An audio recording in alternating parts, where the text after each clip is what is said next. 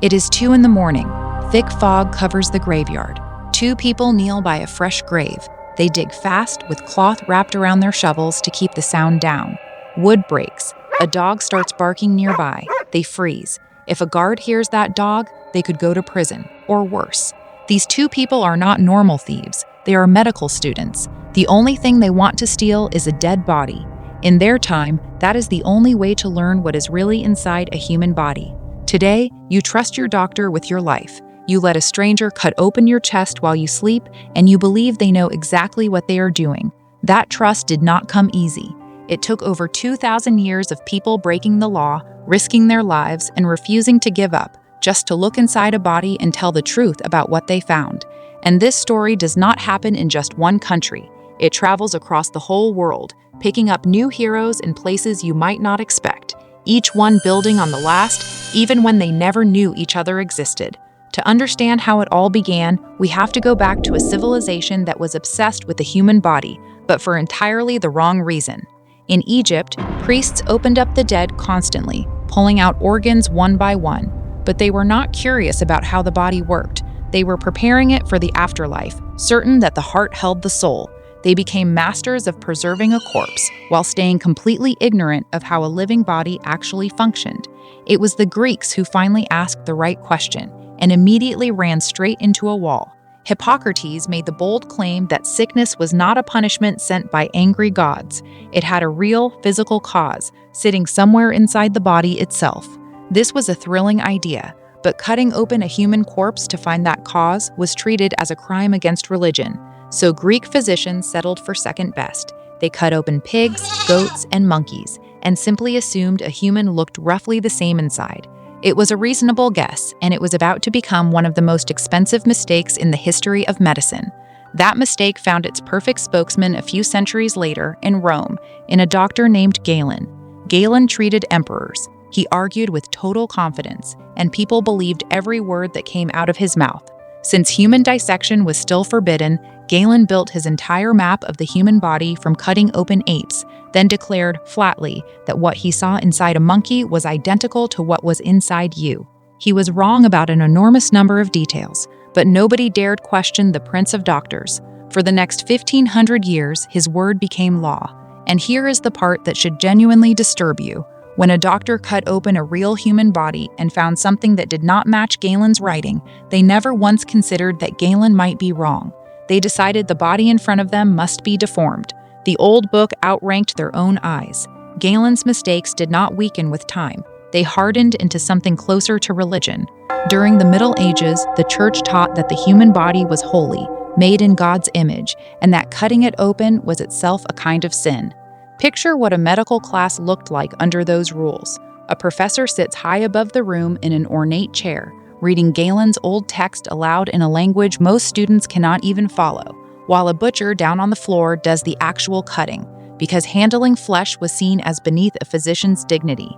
And if the organs on the table did not match the book's old drawings, the professor's answer never changed. The book is correct. The body is wrong.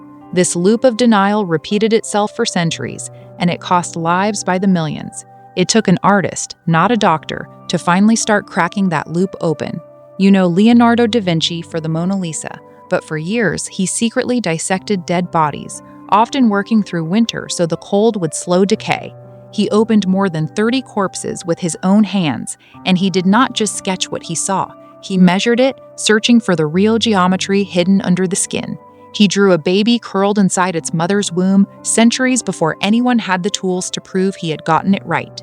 He saw the human body as a machine, muscles as ropes, tendons as cables, bones as a frame holding everything together. But he kept nearly all of it hidden in private notebooks. The world would not see most of his anatomical work for a very long time, which meant the lie of Galen's old books still had decades left to live. It finally met its end through a young, furious doctor named Andreas Vesalius. He had seen too many real bodies contradict Galen's writing to keep pretending the books were right.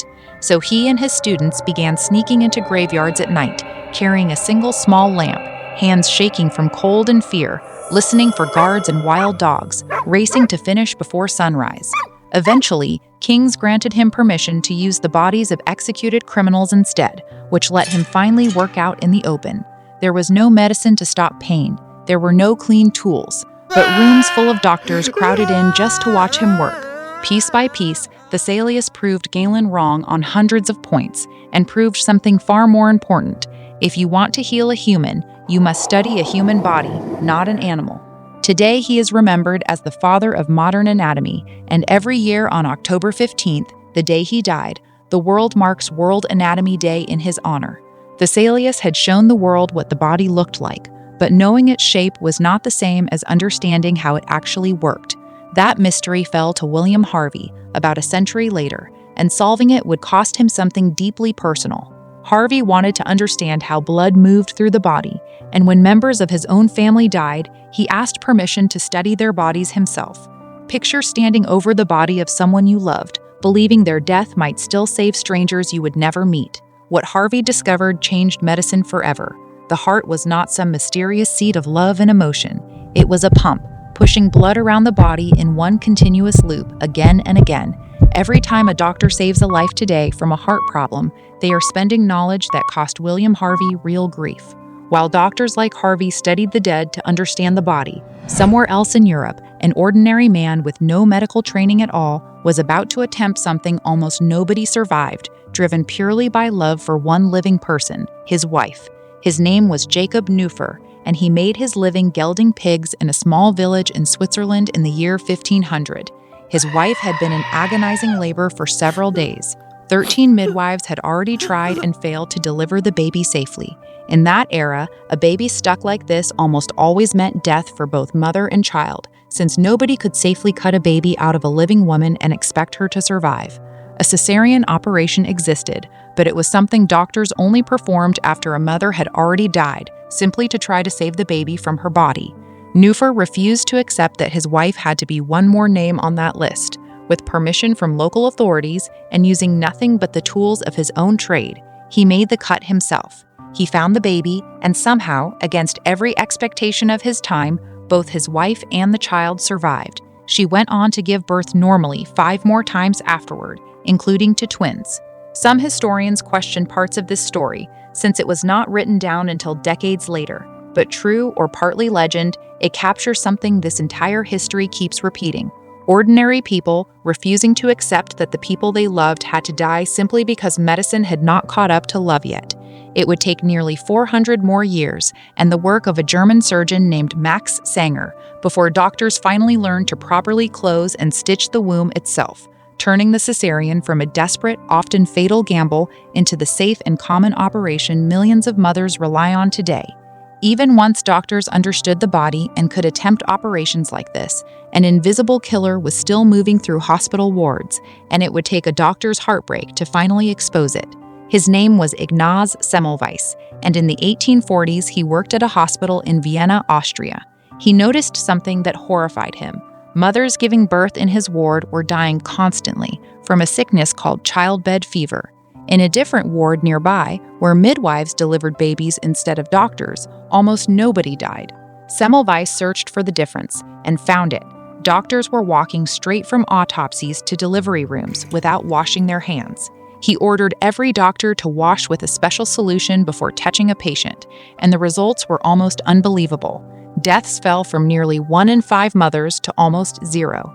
You would expect every doctor in Europe to thank him. Instead, they mocked him. They were insulted by the idea that their own hands might be killing patients, and since nobody yet understood germs, his theory sounded like nonsense to them. Semmelweis grew angrier and more desperate, writing furious letters accusing other doctors of murder. Eventually, his own colleagues tricked him into visiting a mental asylum, then locked him inside. He died there 2 weeks later from an infected wound, the very same kind of infection that had killed so many of the mothers he had tried to save. Only after his death, once germ theory was finally proven true, did the world realize he had been right the entire time. Today, every time a doctor washes their hands before touching you, they are quietly honoring a man the world destroyed for being right too early.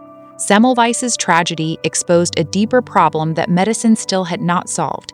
Even once doctors understood how the body worked, they still desperately needed real bodies to learn from, and there was no legal way to get enough of them. So a dark business grew to fill that gap.